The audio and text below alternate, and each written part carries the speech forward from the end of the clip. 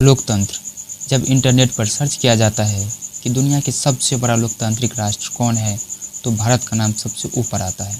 नमस्ते इंडिया, आप देख रहे हैं मिस्ट। वीडियो क्वालिटी थोड़ी सी लो हो सकती है, पर रिसर्च और बनाने में बहुत मेहनत लगा है, तो प्लीज़ स्किप मत करना। लोकतंत्र कब लागू हुआ, ये सब बात मैं नहीं करूँगा।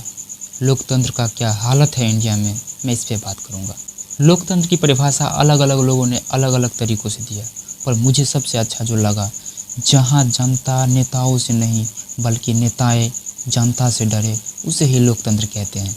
क्या डरता है भारत के नेता भारत के जनता से?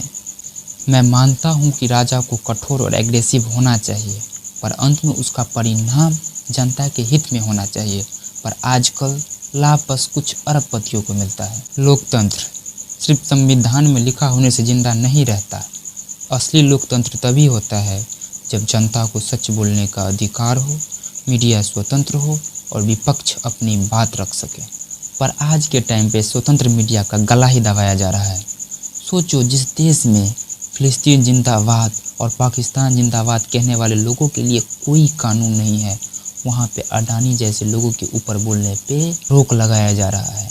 अडानी जो एक बिजनेसमैन है, जो प्रोडक्ट बनाता है, बेचता है, लोग उसका प्रोडक्ट खरीदता है, यूज करता है।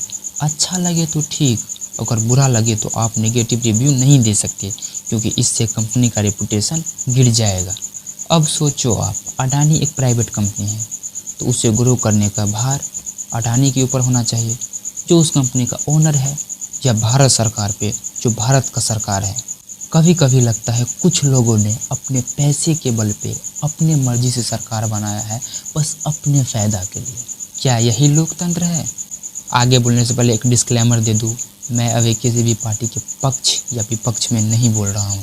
मुझे ये नहीं पता कि वोट चोरी हुआ है या नहीं हुआ है, पर विपक्ष ने जिस तरह से इल्ज़ाम लगाया है, इस हिसाब से तो सब पार्टियों को इस पे बोलना चाहिए, जनता के सामने सच लाना चाहिए, ताकि जनता उस पर फिर से विश्वास कर सके।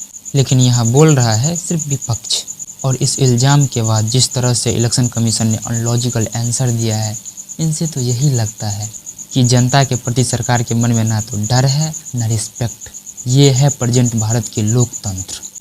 करप्शन हर जगह हो रहा है। जैसे में भारत सरकार द्वारा दिए जाने वाले राशन की बात कर लो। भारत सरकार प्रत्येक व्यक्ति को 5 केजी राशन देता है, पर 4 केजी राशन दिया जाता है डीलर के द्वारा, और बचे हुए 1 केजी में डीलर से लेके डीएम तक हिस्सा लगता है। इसके बारे में खबर बड़े से बड़े ऑफिसर और बड़े से बड़े नेता को होता है, पर कोई आवाज़ नहीं उठाता, क्योंकि जेब सबका गर्म होता है। भारत सरकार के द्वारा दिए जाने वाले घर बनाने के लिए पैसा, जिसमें दलाल 20,000 का डिमांड करता है, इसके बारे में भी जानकारी हर एक ऑफिसर हर एक नेता को होता है, पर बोलता कोई नहीं, क्योंकि जेब सबका गर्म होता है। ये है भारत का प्रेजेंट लोकतंत्र। भारत, जिसे भारतवासी अपना माता मानती है, वो भी चिल्ला चिल्ला कर यही बोल रही होगी कि मुझे मुक्त करो इस जात पात के घाव से, पर सुनने वाला कोई नहीं है। भारत एक ऐसा वृक्ष जिसका जड़ राम, कृष्ण, महावीर, बुद्ध जैसे महान आत्मा से मिलकर बना है, पर टहनी और फल में जैसे कीड़े लग गए हैं। पृथ्वी की शुरुआत में जो देश सबसे ऊपर था, आज वो नीचे होता जा रहा है हर तरीक़ों से। और मैं इन सब में सबसे बड़ा जिम्मेदार जनता को मानता हूँ, क्योंकि हम करप्शन को सहते हैं, हम अत्याचार को सहते हैं, इसीलिए कोई हम पे अत्याचार करता है। हम देखते हैं अत्याचार हो रहा है, हम देखते हैं अत्याचार हो रहा है, पर आवाज़ नहीं उठाते। हमें लगता है कोई और बोल लेगा। अरे भाई, गांव तुम्हारा, राज्य तुम्हारा, देश तुम्हारा, और आवाज़ उठाएगा कोई और। मैं लास्ट में यही कहूँगा कि वोट चोरी पे आप लोग कम से कम आवाज़ उठाओ। अगर इल्ज़ाम सही है तो इलेक्शन कमीशन को दंड मिलना चाहिए, अगर गलत है तो विपक्ष को दंड मिलना चाहिए, लेकिन इस पे निर्णय जल्दी निकलना चाहिए, क्योंकि ये जनता के सबसे बड़े अधिकार का बात है।